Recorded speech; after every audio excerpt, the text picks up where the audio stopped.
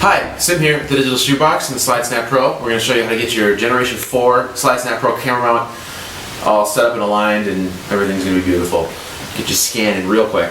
So let's start off with making sure you've got everything you're going to need for this procedure. Your SlideSnap Pro with the camera mount attached, hopefully square with the projector body. As square as you can get it. It's not entirely critical, but it does help when you're making adjustments that the two pieces be, like a T.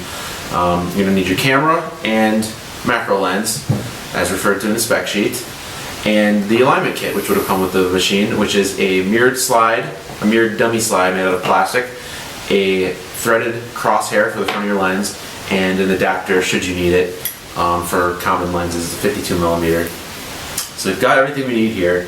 Let's go ahead and go over the different components. We've got on the back side of the mount here, we've got two plates, our long plate, a short plate for the camera, a leveling platform, and an adjustable platform on the bottom here which travels vertically should we need it to. But when it comes shipped, it should be at its highest position, and that should work out just fine. But if you need to adjust it down the line, you'll loosen the 4 screws on the outside and drop it down.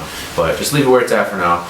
The bottom plate, the long bottom plate, can also be adjusted. There are wing nuts on the bottom and D-wing screws on the top, so you can shift the entire plate back if you're using a strange macro lens of a long focal length or a full frame body and you're trying to capture larger slides.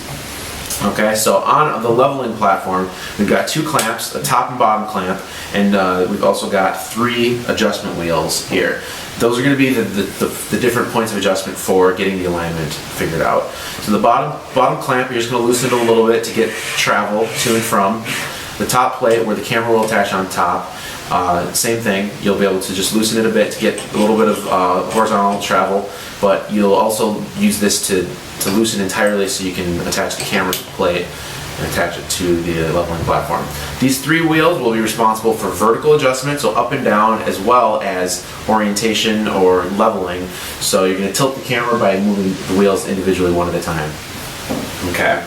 So now that you're familiar with the individual parts, let's go into the actual alignment. But I'll go into some principles here about alignment. There are 2 different major factors that we're going to be adjusting for. There's going to be parallelism, so here's our slide, here's our camera's sensor, and if they are out of parallel, you're going to run into some image issues, namely focus fall off, because one area of the slide is closer to the lens than the other, and so part of the film will be in focus and the rest won't. So we want to get those as close to parallel as possible. The other is the actual framing, so that's the just kind of linear movement of the slide in relation to the camera. You're going to want those to be the slide to be centered in frame, so that you're not chopping off the top or the bottom, and so that you're actually utilizing the entire imaging sensor by being close enough to the slide, but not so close that you're cropping. So the framing of the slide, that is going to be achieved by making only linear movements, so to and from the slide, side to side, and up and down. The parallelism is going to be adjusted solely with rotational adjustments, so rotating on an axis. So this is our axis, and to adjust rotation or leveling, we're going to be using the wheels on the leveling plate, as well as rotating the camera side to side. So the movements to achieve parallelism will affect framing, but the movements to achieve framing won't affect parallelism. So what we want to do is we want to get our parallelism down first, and then we'll make adjustments for framing. And there will be a little bit of back and forth, because when you adjust the wheels, you're affecting both framing and parallelism. But it'll only take a couple back and forth steps, and you'll be set. So let's get started. First, we'll get the projector prepared for alignment by inserting the mirrored alignment slide in the hopper. In order to do that, though, when the projector's off, generally there's a mechanism that's blocking the slide from fully entering. So we'll turn it on, hit the select switch, and then turn the projector back off. Now you're free to drop the slide in there manually. And then we're going to take our camera and the lens crosshair, and we're going to attach it to the front of the lens on the camera. And in this case, I'm using Canon's 100mm macro, which has a 52mm filter thread on the front. So we're going to use the adapter with the crosshair. Just loosely attach that on there, because these things can be kind of a bore to remove if you over tighten them. Same thing for the front of the lens. Okay, so I've got our lens crosshair on. We're going to take the camera plate, flip the camera around, attach it to the bottom, just like this, as square as we can. Trying to avoid covering the battery door in this case, because it's nice to be able to adjust, or to take out the battery, an SD card if it's stored in there, without having to remove the plate. Because the plate is a part of the alignment process, so you would have to make adjustments. So we want to make it tight, but not so tight that we just simply cannot move it. So I just want to kind of hand tighten it to maybe that point right there. That looks good, because we're going to need to be able to rotate the camera after we attach it a little bit. So I can tell already that the platform is a little too close, so I'm going to back it off by loosening the bottom clamp. I'm going to attach the camera. Okay, so now we're nice and snug and we're not getting any movement. But I can tell just by looking at the camera that it's already not going to be in alignment, and it's good practice to just eye up the alignment first, because I can tell, just like when you're looking at a picture frame on the wall, that it's not square. So I'm going to rotate the camera a little bit. I'm going to shift it a little bit to the left here. We'll look at it from the bottom. That actually looks quite good already. So if it didn't though, I can tilt the camera up and down by just moving the bottom wheel, or the front wheel, and I can vertically adjust the camera by turning all the wheels simultaneously. But that looks good so far. So now that we've got the camera attached, the projector is ready for alignment, we're going to make sure the camera has all the settings appropriate for this procedure. A big one, we want to turn on the grid view for live view, which this camera doesn't have on by default. So I hit menu, I'm over in the fourth camera menu screen here. Go to grid display, and I've chosen grid 2 because it gives you a lot more divisions than grid 1, so grid 2 looks good.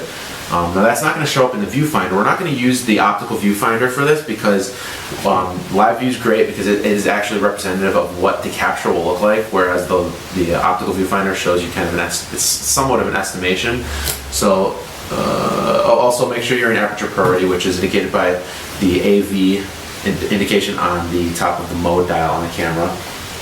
And we want our lens on manual focus, which on this lens there's a little switch on top. On Tamron 90mm, the barrel has a switch right there that's also used for focusing.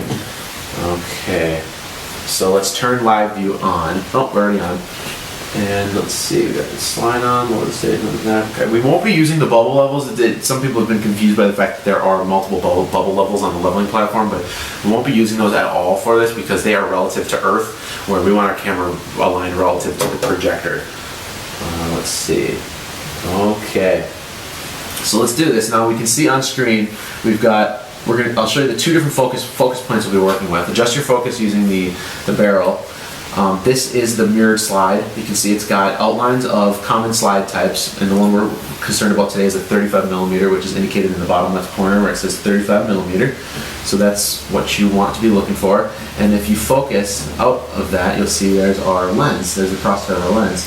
And because we eyed it up, we're actually really close to perfect alignment already, so we won't need to make many adjustments. But just for the sake of demonstration, I'm going to throw the alignment well off.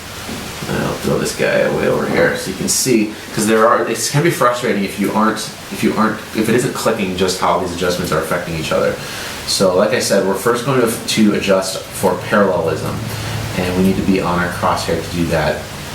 So again, this is looking through the mirror back at the lens. So there's our crosshair. So we can already tell that we need to tilt the camera down and rotate it a little bit to the right. So I'll do the rotation to the right first just by bumping it, and then we're going to turn the front dial here to bring that into center.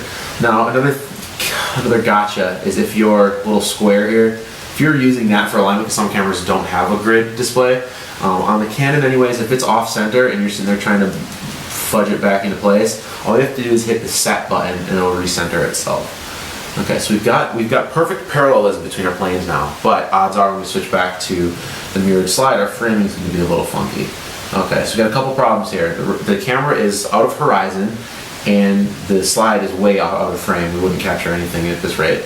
So I'm going to do a couple things first. Now as I do this, I'm going to invariably screw up the parallelism, but that's okay because we're getting closer to the end result. So since the rotation is off, what we want to do is we want to actually turn the two dials on the back in opposite directions. So I'm going to turn the right wheel clockwise, I'll turn the left wheel counterclockwise. And that's looking a little bit more level. Actually, you know what, we're going to go this way. You'll get the hang of it. There's no perfect order in which to do these little adjustments, but just keeping an eye on what you're seeing on screen, you'll get pretty dang close. Okay, so that's good. So I'm happy with the horizon adjustment. Now I need to get the camera over in adjustment here. Now I don't want to rotate the camera. I could just bump the camera, rotate it, but that's really going to throw off our parallelism. So what I want to do is actually shift the camera over. And I can even tell from looking above right now, that's way too far to the left. So I'm going to loosen our back clamp, shift the camera over. This seems a little kludgy, but it's not too bad. Keep it going. And tighten it just to check where you're at, and then I'm pretty close. And go a little bit further. Okay. I'm happy with that for the most part. The camera obviously still needs to come up a bit because the slide is a little too high. So we'll do that first. We'll rotate all 3 wheels counterclockwise to go up. Okay, now that looks perfect, but now let's see how parallelism is. Focusing back on the crosshair in the front of the lens. Oh wow, we're actually doing pretty good.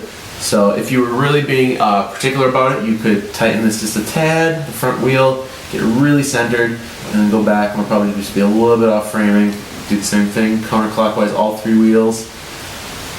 Let's see, and go back to there we go. Okay, so framing looks good, all but the actual outline of the slide. I mean, it's really close. We're actually riding right on the edge, which for your purposes may be just fine because you would be utilizing the entire slide or imaging sensor in the camera, but it's safer generally to back the camera up just a tad. So I'm going to loosen the bottom clamp and pull the camera back just a bit, and then refocus a bit just to make sure there's. So now we've got a nice border around the edge, so we don't have to worry about whether or not the slide is shifting around in the projector. So I'm really happy with the way that turned out, and we're ready to do a test capture to confirm that everything is where we want it to be. So we're going to remove the mirrored slide by pushing the select switch, and we're also, don't forget before scanning to take the crosshair off the front of the lens, because if you start to notice you're capturing and the camera's having a really hard time focusing, it's because this guy's in the way and it's screwing it up. We'll take that off. Now what we'll want to do is use the provided demo slide because it's a good baseline, as opposed to using old slides that may be a little funky, warped, out of focus, things like that. So turn our projector on, it's going to get a little noisy.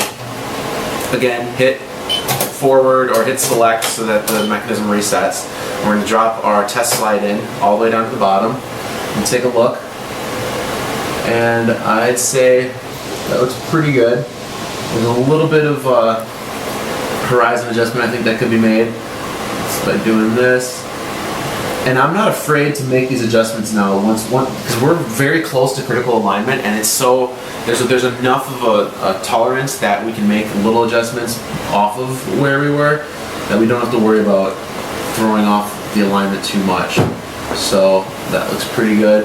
But if you are worried about it, take the slide out, redo the alignment procedure just a little bit, and just kind of do a little bit of back and forth there too. We're going to manually focus while we're here in live view and zoom in also using that button there so that we see where our focus is.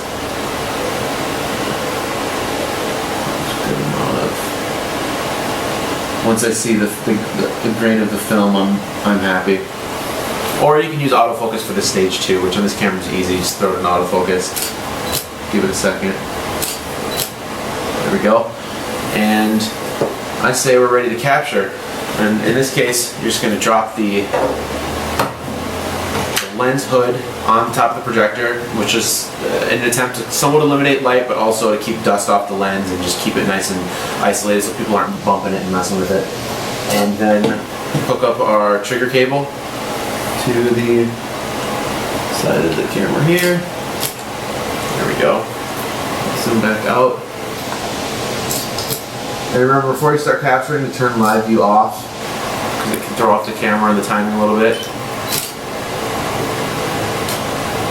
And there you have it. That was our first capture, and it looks good to me, so we're ready to scan the entire batch. Thanks for watching.